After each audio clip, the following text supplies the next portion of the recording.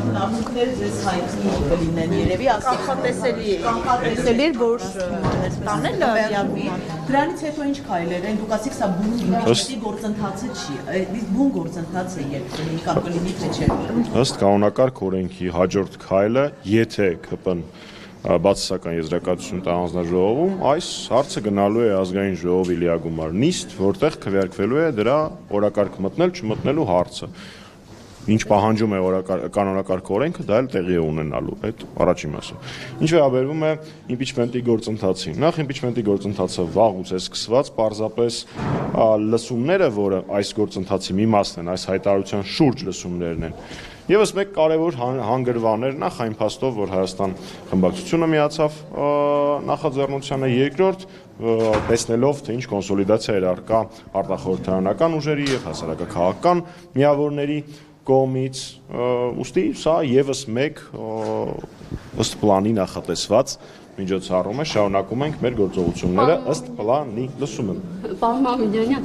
իշխանության ներկայացուցիչներն էլ ձեզ դիմելով նշեցին, որ անհրաժեշտ է ժողովրդի կոնսոլիդացիա։ Այս ուղղությամբ ինչ քայլեր են ձեռնարկվել։ Պարտադիր իմպիչմենտի գործընթացը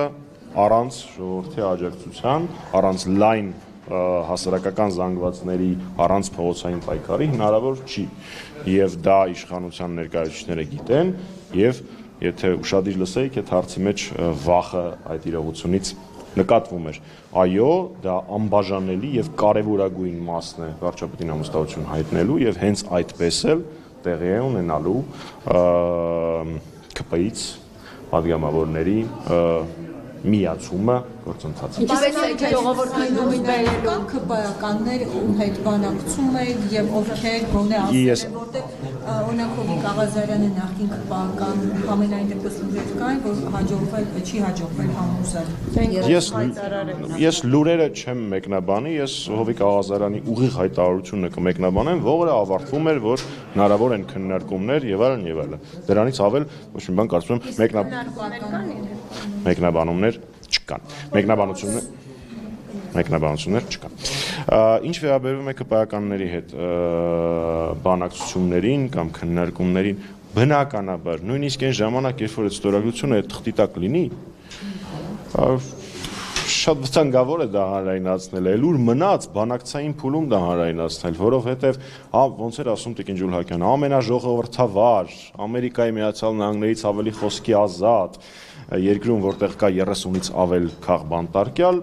տեսակ չարժի այդպիսի բան անել, որովհետև շատ արագ իշխանությունները իրենց ողջ ռեպրեսիվ ապարատը օգտագործեն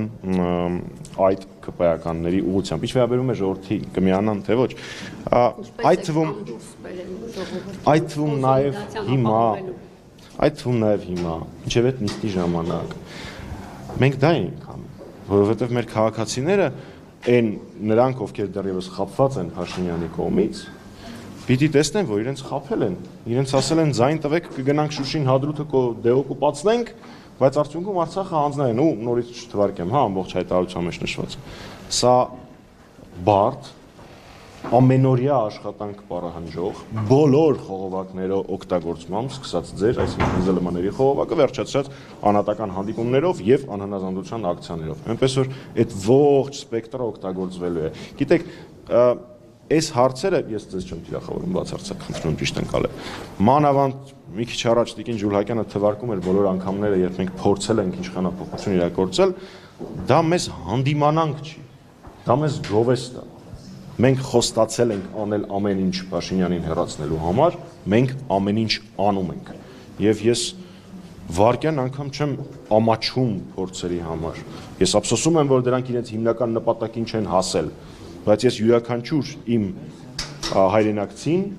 իմ պայքարի քրոջը կամ եղբորը կարող եմ ուղիղ նայել աչքերի մեջ եւ ասել. մենք անդադար փորձել ենք եւ շարունակում ենք օգտագործել ողջ գործիքակազմը Փաշինյանին հեռացնելու համար։ Պարոն Մամեդյան, Հովիկ Աղազարյանը 24 նիստի եթերում հայտարարություն արեց, որ կմիանա իմպիչմենտին, եթե համաձայնության գաք, որ ժամանակավոր կառավարության կազմը ինքը եւ Հակոբ Ասլանյանն են որոշում։ Հիմա հնարավոր է քննարկել այս հարցը։ Ես մի քիչ առաջ ասացի, որ սա պաշտոնների բաժանման այդպես գործընթաց։ Դասել եմ հարցը Միքայել։ Գիտեք, Երբ որ արդեն բանակցություններ են գնում, թե ինչ պաշտոն ա ուզում, դա արդեն նշանակում է, որ որոշակի սկիզբ կա։ Ինձ թվում է, եթե մի տարի առաջ ինչ-որ մեկը ասեր, որ Հովիկ Ղազարյանի հետ քննարկելու ենք Նիկոլ Փաշինյանի նկատմամբ անվստահություն հայտնելու գործընթացը ինքն էլ տենց քննարկելու է դա, ոչ մեկ դրան չէր հավատա։ Նորմալ է, քննարկումներ են։ Դե դրանք ինչ արդյունքի կբերեն, մենք մեր քաղաքացիներին անպայման կտեղեկացնենք։ Պարոն Մամիկյանյան, իսկ Սաղաթելյանը հայտարարեց, որ ողջամիտ ժամկետում, այսպես ասած, այս գործընթացը ավարտելու հստակեցրել եք ողջամիտ ժամկետը որն է։ ՆՔՊԱ-ականները ասում են, որ եթե սենց գնա ավելի լավ է, գուցե հասնենք հերթական ընտրությունների։ Ողջամիտ ժամկետ դուք հստակեցրել եք, այսինքն այդ ստորագրությունները հանձնելուց հետո ինչքան ժամանակում պետք է այս գործընթացը գլուխ բերել, ոչ միայն 36, այլ դուք լսումների ժամանակ ասացիք, որ մինչև չունենանք անհրաժեշտ 54, այսինքն ԿՊ-ից էլ միացողներ, այսպես այս գործընթացը չեք համարի ավարտված։ Նախ մենք լսումների ժամանակ չենք ասել, որ 54-ով ենք մուտք անելու, մենք ի սկզբանե գործընթացը մեկնարկելուց ենք դա ասել, այլ որևէ թիվ երբևէ չի հնչել, սա մեկ։ Երկրորդ, ես լսել եմ լսումների ժամանակ պարոն Սաղաթելյանի ելույթը, այլ որևէ ձևաչափով մեր հետ որևէ ժամկետների քննարկում չի եղել, սա երկրորդ, եւ երրորդ, Հայաստանի Հանրապետական կուսակցության եւ դրա պատգամավորական խմբակցության վրա որևէ մեկը ժամկետներ դնել չի կարող։ Պարոն Մամիկյանյան, Ես պատասխանեցի։ Եթե պայմանական չգիտեմ, այնպես ստացվի, որ դրական եզրակացությամբ գնան, այսինքն օրենքի նախագիծ է դառնալու սա, ճիշտ եմ ես հասկանում, զուտ ընդհանրակարգն է։ Ընդհանրակարգային տեսանկյունից ձեր հարցին այսպես պատասխանեմ, հայտարարությունը իր ընդհանրակարգով եւ մեծ հաշվով կարգավիճակով մոտ նույն ձևակերպումները ունի, ինչ օրենքի նախագիծը, այսինքն օրենքը, բայց խնդրում եմ հերոսաբար ԿՊ-ական պատգամավորները պայքարում էին նրա համար, որ բացահայտեն, որ սա իմպիչմենտի գործընթացի ձևաթուղթ չի, բայց ես առաջին ելույթից ժամանակ դա ասեցի, որ սա հայտարարության նախագիծ է, այնտեղ արձանագրված են փաստեր, որոնք գիտեն բոլորը, անխտիր բոլորը, պարզապես դրանց ամենատեսանելիները, ամենաաղաղակողները հավաքված են մի փաստաթղթի մեջ եւ ներկայացված է հայտարարություն, որի շրջանակներում իրականացվեց լսումները, որը իր նպատակին ավելի քան ծառայեց, ներողություն եմ խնդրում, եւս մեկ անգամ վերահաստատեմ, բոլորը տենց հերոսաբար փորձում են ապացուցել, որ սա իմպիչմենտի գործընթաց չի, մենք ի սկզբանե ասել ենք, որ սա իմպիչմենտի գործընթաց չի, սա հայտարարության տեքստ է։ Եվ հենց դրա վերաբերյալ պարոն Մամիկյանյան, այստեղ էլ հիմնական չէ, բայց այսպես բարբերաբար հնչող մտքերից մեկը հենց դա էր, թե ինչու ոչ իմպիչմենտի նախագիծը։ Մեծ սիրով եւս մեկ անգամ պատասխանեմ, որովհետեւ այն է, որ 54 մինչև չլինի, չի լինի։ Որովհետեւ Հայաստանի Հանրապետության օրենքներով իմպիչմենտի գործընթաց կարելի է մուտք անել 36 ստորագրությամբ, որից հետո 72 ժամվա ռեժիմով այն մտնում է օրակարգ, քվեարկվում եւ քվեարկվելու, բացասական քվեարկվելու պարագայում Նիկոլ Փաշինյանը կես տարով ստանում է իմունիտետ։ Մենք նման բան թույլ տալ չենք կարող։ Մենք չենք կարող նմանօրինակ կարճատես,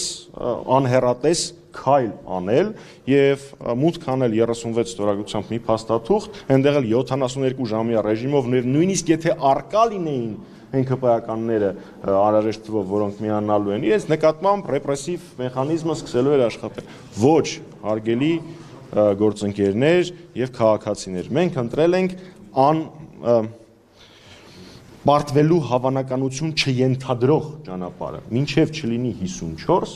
մենք այդ թուղթը մուտք չենք անելու, այսինքն վերաձևակերպեմ, մուտքը թուղթ անելու պահին արդեն գործընթացը հաղթանակած է լինելու, որովհետև անհրաժեշտ է լինելու 54 ձայն, իսկ այդ 54-ը արդեն ստորագրած են լինելու։ Հա, սա է մոդելը։ Շատ են տալիս այդ հարցը, թե երբ, ինչու, ինչքան ժամանակ, այդ հարցը ճիշտ ասած առավել քան զարմացնում է, որովհետև մենք բոլորս ենք տեսնում ամեն օր ինչեր է տեղի ունենում, ինչ դարձելի սխալներ, ձախողումներ, բացթողումներ են տեղի ունենում։ Հետևաբար րոպե առաջ, օր առաջ։ Հիմա քանի Ժորժ սկսում անիստա։ ձևակերպի տակ, հիմա քանի Այս պահին կա պարոն Մամիկյանյան։ Հովիկ Ղազարյանի հետ բանակցություններ ընթանում են, սա մեկ, բովանդակության մասին բացարձակ չեմ մեկնաբանում, ընթանում է։ Ինչ վերաբերում է հիմա քանի ստորագրություններ կան, ձևաթուղթը փոխանցված է Հայաստան խմբակցության մեր գործընկերներին, իրենց ստորագրությունները այդ ձևաթղթի տակ դնելու համար։ Չեք վերցրել։ Չէ, դեռ հետ չենք վերցրել, բայց տեխնիկական խնդիրների մասին է խոսքը։ Շնորհակալություն։ Իսկ սկսել է։ Լավ, ասեք, Ձեր հանրապետական կուսակցությունից նշում են, որ օրինակ ՀՊԱ-ականներ կան, որոնք կմիանան իմպիչմենտին, բայց քաղաքացիական պայմանագրի ներկայացուցիչները դա հերքում են եւ ինչպես է գնահատում Միքայել Աջապահյանի նկատմամբ։ Միքայել Աջապահյանի նկատմամբ տեղի ունեցողը անօրինություն է, խայտարակություն է, ես իմ ելույթի մեջ դա ասեցի, նաեւ անընդունելի է եւ ինքը քա բանտարկյալ է, իսկ ինչ վերաբերում է ԿՊԱ-ականներին, զարմանալի կլներ, որ ԿՊԱ-ականները գային, ասեին իհարկե միանալու ենք, կարծում եմ այդտեղ ինչ մեկնաբանելու բան չկա։ Լուրջ ես հիմա Ռուստամ Բաքոյանի ասածը մեկնաբանեմ, դժվար, շնորհակալություն։ Մի մոռացեք հետևել մեզ Facebook-ում, ինչպես նաև բաժանորդագրվել մեր YouTube-յան ալիքին։